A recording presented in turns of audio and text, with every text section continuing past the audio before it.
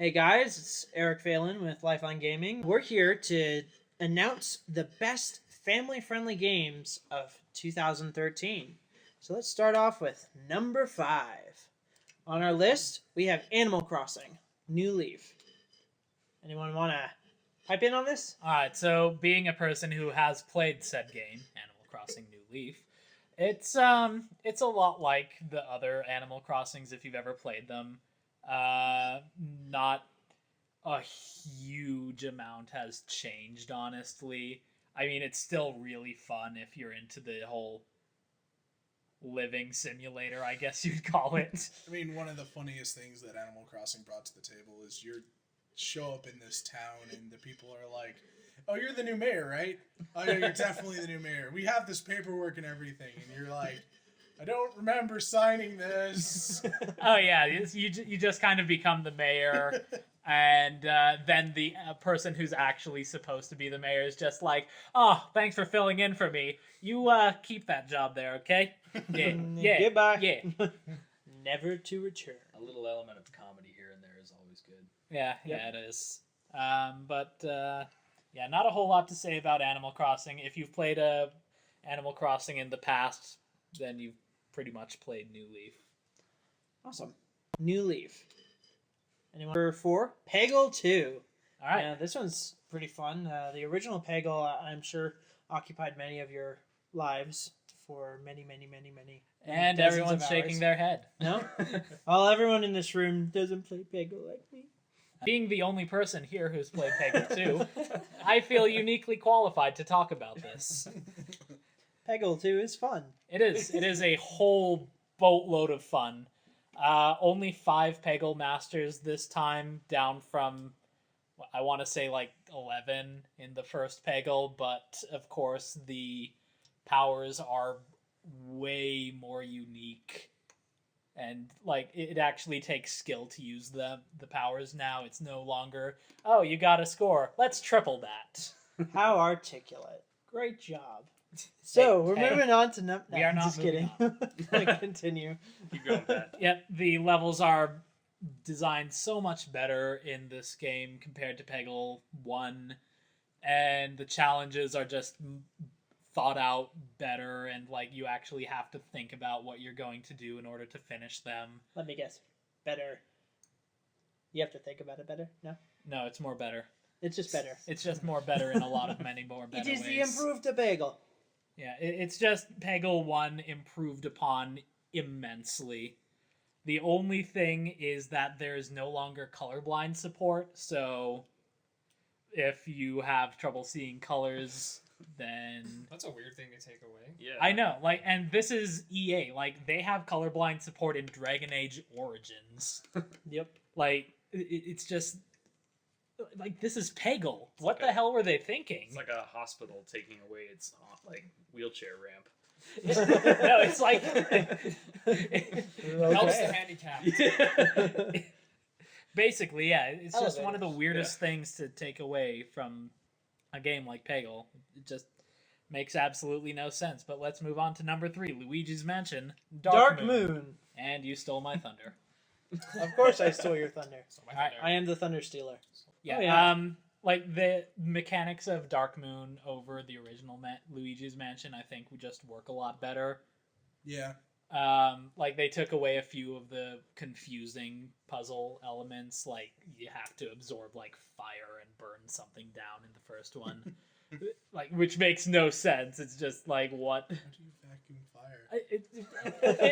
it was whatever the heck the vacuum was. Listeners, in the first don't game. try this at home, please. Yeah, don't vacuum No any vacuum fire, fire. especially if it's a gasoline fire or oil fire. That would end very painfully, For and you and the vacuum.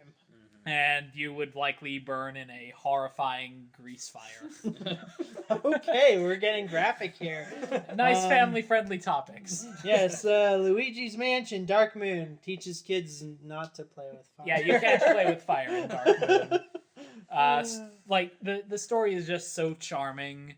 Like And- the first Luigi's Mansion. You know, it's a game. It's a game that doesn't focus on the more popular of the Mario Brothers, and it's it's not Mario once again running out to save Peach. Yeah. It's Luigi's been sucked into another terrifying situation that he doesn't want to fix, but he has Has to. to. Professor Egad's just like, oh, hey, I remember you. And then you just kind of get suckered It's in. interesting that Mario always gets the girls, but Luigi gets a mansion. Yeah, He gets all the material things. yeah, Luigi's just absurdly and obscenely loaded at the end of Dark Moon. Like, he could buy anything at all. And But, Mario's always on a quest to find his kidnapped girlfriend. shirking away from his plumber duties. While Yeah, Luigi's got a good paying job hunting ghosts. And what's Mario doing? Nothing. Chasing There after you go. women. Yeah, Mario's chasing after women. I mean, who's the cool brother now? Beating up things that go on salads. Yeah. But, Number 2. number 2 is Zelda: Link Between Worlds. great game. I'm really sad that this is not our number one pick. It's a continuation of, not really. It's a sequel to A Link to the Past. Anyone remember? Oh, very old Nintendo game. Great game. Link Between Worlds, not Link to the Past. Link Between Worlds doesn't bring back the difficulty that the original Link to the Past had.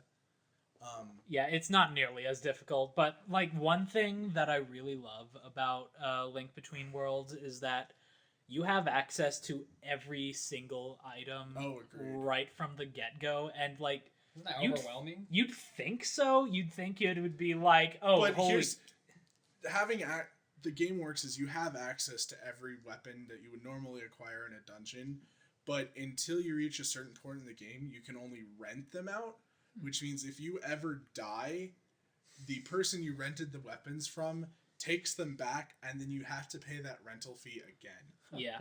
And like it's got a really unique upgrading system where you can upgrade the Master Sword and every single item by getting how do you pronounce it? Mayamai. My mice. Maimai's every 10 you get upgrades one of your items. And then you can get Master Ores to upgrade your Master Ores, yeah, and once you get all 100 Mayamais, then you get a upgraded spin attack, and like in Bizarro World Low Rule, that's where you can upgrade 2 other items. I think it's Butterfly Net and Yeah. the Lantern, and like you can actually kill enemies with the Butterfly Net once it's upgraded. It's amazing. But like just incredibly fun game, so addictive, really really fun in just so many ways. And like Definitely meant for kids. oh yeah, and the other thing I love about it is that you can do the temples in any order that you want. You don't have to go from one to another to another to another to another. Well, I mean, you do have to do that, but you Because can do it in any order. You didn't need the weapon from the previous temple to get into the next temple. Yeah, you just need to rent it. Like the only time is that like it progresses a lot like a Ocarina of Time, where you have an initial 3, and then then the 7 sage dungeons. Yeah, And like, that is why it's number 2 on our list today. but it's just so amazing how it progresses. Like you're not forced down a linear path. You can like choose what dungeon to go Is to it sort of like next. a free roam Zelda? Yeah, Okay. I mean it plays exactly like A Link to the Past. Yeah, it's basically a free roam Zelda. You get to do what you want at your pace. Like you could once you meet Queen Mai, you can spend the entirety of a game not doing any dungeons. Oh yeah, and you could just go out and collect all 100 Maimais and not do a single dungeon and just be like, I'm cutting grass and getting the maximum 9,999 rupees I can carry. Then I'm gonna buy a golden bee. Sounds like a job I had when I was a kid. Definitely. But yeah, I like how there's no wallet upgrade. You just start out with the maximum 9,999 cap. That's good. And that's what makes it number 2 on our list. Now, number 1. This one's pretty exciting because there's It's a lot Pokemon of XY. games. Say so, that, Thunderback. Thunderstealer. Another So very Thunderback. so This game was phenomenal, and it's recommended for lots and lots of Like, children If and you've young got adults a and 3DS, adults And the anyone. elderly. If you got it's a really for 3DS anyone. and you've got a child, if you We got a recommend this 3DS, game. you've got a child, you've been a Pokemon fan since the very beginning, you're just getting into Pokemon, this is a great game to go out and buy. Yeah. Absolutely. I mean, if you ever wanted to have elemental battles, as it were, if you want to have sky battles, you wanted to groom your Pokemon, all these amazing features have been added into the game to actually make it resemble actually the anime that spawned from it. So it's definitely And I mean, a great one of game. the biggest functions that made this game so popular is the Pokemon Ami function. Where Yeah. you literally got to pet your pet and play with your Pokemon. Oh yeah. Like it's playing something- with Fennekin or whatever starter you chose. Is it like in a Connectimals play style? Only in that one mini Kind, game. kind of like it's more like a kind of a Nintendogs sort of feel. Only with Mewtwo. Yes.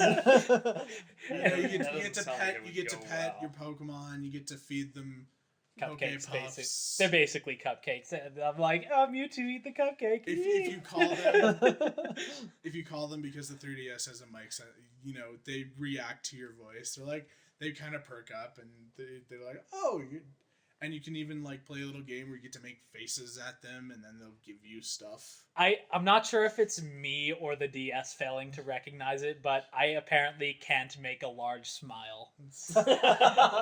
Hard to believe, Pat. I know. I mean, even that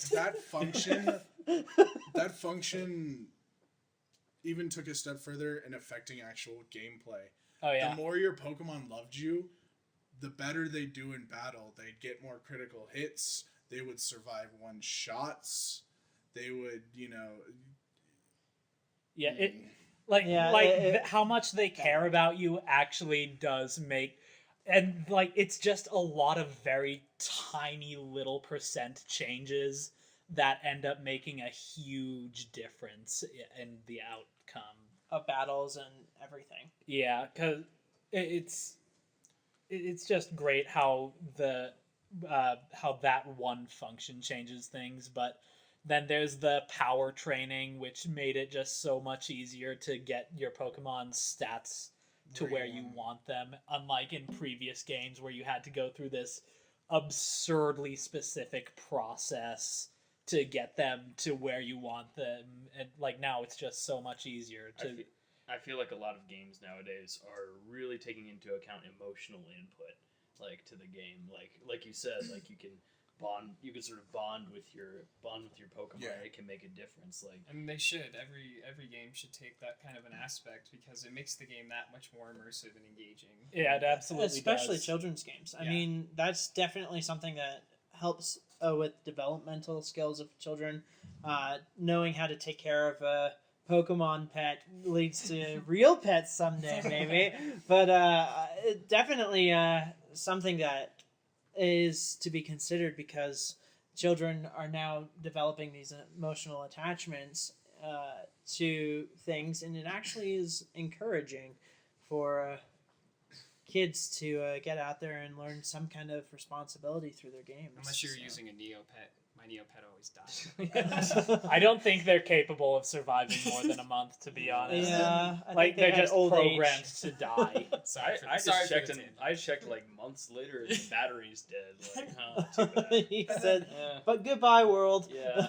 Sorry for the tangent. Pokemon XY also they streamlined their multiplayer aspect. Oh yeah, it's so much easier to go onto Wi-Fi and just find a random battle and not wait for like an hour to connect. I mean, it's you don't have to go to the Pokemon Center anymore. Yeah, you can just do it. They've added the Wonder Trade, which is a very silly system in itself. You throw I've a gotten Ra- so you many throw a Ra- Kakunas. You throw a Rattata into the Wonder Trade, and it is entirely possible that you're going to end up with You could end Like up with a Gyarados. Mewtwo. yeah. Okay. Yeah, you will get literally anything back. It is absurd. So Just I guess amazing game overall. The only thing that I had a problem with was that I got Torchic, Charmander, and Fennekin, and just not a one of them left my party the whole game because Fire type is really useful in in gym battles now. Hint, hint, hint. Hint, hint, hint. So I guess that wraps up our best family-friendly games of the year. So hope you enjoyed, and if you enjoyed this list, come back and hear the rest of them later on today. And follow us on Twitter and Facebook. Absolutely. Thank you guys, and have a good one. Bye.